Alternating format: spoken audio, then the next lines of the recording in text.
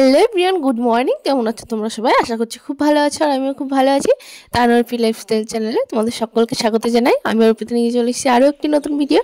তো আজকের ভিডিওটা লাস্ট পর্যন্ত দেখো, আশা করি তোমাদের খুব ভালো লাগবে। তো আমি সকাল সকাল উঠে এক বাটি মুড়ি নিয়ে বসে পড়েছি। আর দেখো, ছোটোবেলায় মুড়ি নিয়ে না এইভাবে মুখের দুই পাশে দিয়ে এরকম রাক্ষসের মতন দাঁত বানাতাম। তো সেটাই মনে পড়লো, বেশ ভালো লাগতো। ছোটোবেলায় খুব মজা হতো সব কিছুতেই, কিন্তু এখন তো সেই দিনগুলো আর নেই। তো আমি একটু ট্রাই করলাম। তো আমি একটা কলা নিয়েছি আর মুড়ি নিয়েছি, শুধু মুড়ি খেতে ইচ্ছা করছিল না তার জন্য। তো আমি সকালবেলা ভাবলাম যে ভাত খাবো না, ওই জন্য মুড়ি আর কলা খেয়ে নিলাম। এখন মুড়ি কলা খাওয়া হয়ে গেছে, এখন যাব ওই ঘরের দিকে, একটু কাজ আছে। তো আমি চলে এসেছি এই ঘরে। তো দেখো, এখান থেকে চিয়া সিডস কিনেছিলাম, তোমাদেরকে দেখিয়েছিলাম যে মিশো থেকে নিয়েছিলাম। তো এটা খাওয়া হয় না, তো আমি আজকে ভিজিয়ে দিচ্ছি। সকালেই ভিজাচ্ছি বিকালের দিকে খাওয়ার জন্য, কারণ রাত্রে ভিজাতে না আমার একটুও মনে থাকে না।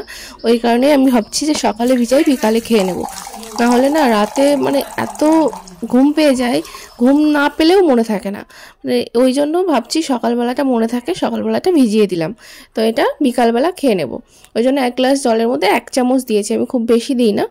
তারপর চলে এসেছি সবজি কাটার জন্য। তো আজকে হবে ইঁচড়। তো ইঁচড়টা আমি কাটতে পারি না, বা কাটতে পারলেও কখনো কাটিনি, চেষ্টাও করিনি। তো এখানে ঝিঙে নিয়ে বসে পড়েছি, এই ঝিঙেগুলো কেটে দিচ্ছি। আর মা ইঁচড় কেটে নিয়েছে। তো ঝিঙে রান্না হবে আর ইঁচড় দিয়ে চিংড়ি মাছ দিয়ে রান্না হবে। তো ওই জন্য আমি ঝিঙেগুলো কেটে দিচ্ছি। তারপরে আমি যাব স্নান করতে। তো ভাবছি সবজিটা কাটা হয়ে গেলেই চলে যাব স্নান করতে। তো আমি স্নান টান করে চলে এসেছি রান্নাঘরে। আবার এই কলাগুলো ছাড়াতে দেখছো, কলাগুলো সব পচে যাচ্ছে। তো ওই কারণেই আমি এই কলাগুলো ছাড়িয়ে রাখবো। এতগুলো কলা ছাড়িয়ে কি করব বলো তো? হ্যাঁ, মা আজকে কলার বড়া বানাবে। তো ওই জন্য মা বললো কলাগুলো সব ছাড়িয়ে দিতে, ওই জন্য আমি কলাগুলো ছাড়াতে বসে গেছি। সবগুলো দেবো না, কয়েকটা নষ্টও হয়ে গেছে। যেগুলো নষ্ট হয়ে গেছে সেগুলো একদমই দেবো না। তো যেগুলো ভালো আছে শুধুমাত্র সেইগুলোই দেবো। কয়েকটা না অল্প অল্প নষ্ট হয়েছে, তাও ভাবছি ওগুলোও দেবো না। দেখো, অতগুলো কলার ভিতরে এই কটাই ভালো পেয়েছি, তো এই কটাই দিয়েছি। আর যেগুলো অল্প একটু একটু নষ্ট হয়ে গেছে সেগুলো আর দিলাম না, যদি বাজে গন্ধ বেরোয় ওই কারণের জন্য আর দিলাম না। তো যেগুলো শুধুমাত্র ভালো ছিল সেগুলোই দিয়েছি। এ কটাতে যা হবে সে কটাই হবে। তো মা আসবে, এর মধ্যে আর কি মেশাবে, মিশিয়ে বড়া তৈরি করবে। আমি এগুলো ছাড়িয়ে রাখলাম এখন। তো দেখি মা কি দেয়, তারপর দেখাবো।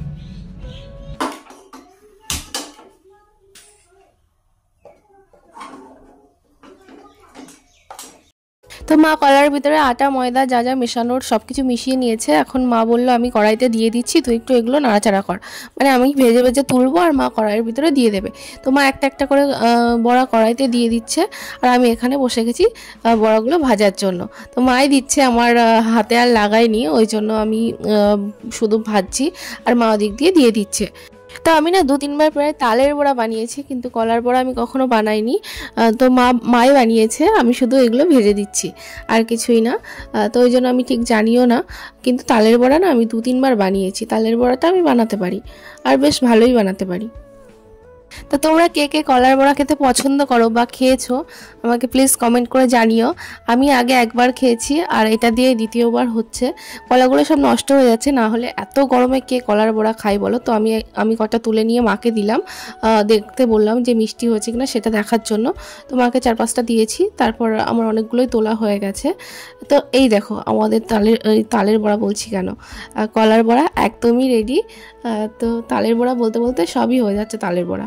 তো আজকের ওয়েদারটা দেখো, বিকালবেলা প্রচণ্ড মেঘ উঠেছে এতদিনের পরে, মানে বৈশাখ মাস। আর এই বছরের প্রথমই মনে হয় আকাশ জুড়ে এরকম মেঘ করেছে। আর মেঘের যা পরিস্থিতি, মনে হচ্ছে না প্রচুর ঝড় উঠবে। ঠিক জানি না আদেও ঝড় বৃষ্টি হবে কি নাকি, এইভাবে মেঘটা হয়ে চলে যাবে। হাওয়া দিচ্ছে দেখো কেমন।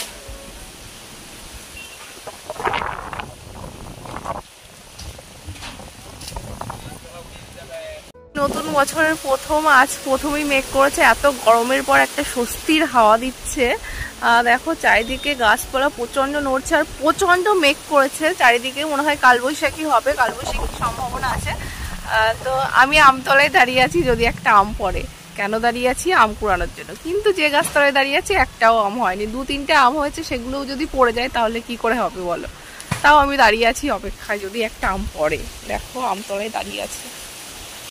তোমাদেরকে তো দেখিয়েছিলাম যে বিকালবেলা কেমন মেঘ করেছিল, তারপর ঝড়ও উঠেছিল, তারপর প্রচণ্ড বৃষ্টি হয়েছে, এখনও টিপটাপ করে বৃষ্টি পড়ছে।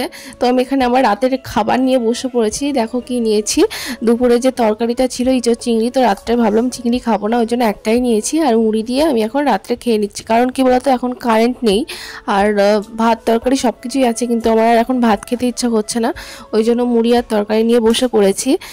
রাতও অনেকটাই হয়ে গেছে, এদিকে কারেন্টও আসছে না, কখন আসবে তারও ঠিক নেই, ওই জন্য ভাবলাম মুড়িই খেয়ে নিই আজকে রাতটা। তো মুড়ি তরকারি খেতে বেশ ভালোই লাগছে।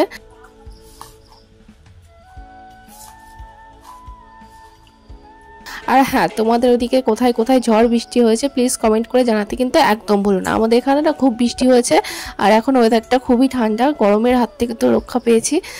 জানি না কাল কি হবে, তো আজকের মতো তো ঠান্ডা ওয়েদার, কিন্তু একটাই দুঃখ যে কারেন্ট নেই। তো দেখো আজকে রাতের জন্য আমাদের সম্বল হচ্ছে এমার্জেন্সি লাইটটা, এটাতেই সবার কাজ চলবে আর কি। তো চলো আজকের মতো ভিডিওটা এখানে শেষ করছি, দেখা হবে নতুন কোনো একটা ভিডিওর সঙ্গে। ততক্ষণ তোমরা ভালো থেকো, সুস্থ থেকো, আর আমার ভিডিও ভালো লাগলে প্লিজ লাইক কমেন্ট শেয়ার করতে একদম ভুলো না, আর আমার চ্যানেলটা প্লিজ প্লিজ প্লিজ সাবস্ক্রাইব করে দিও। আজকের মতো টাটা, গুড নাইট।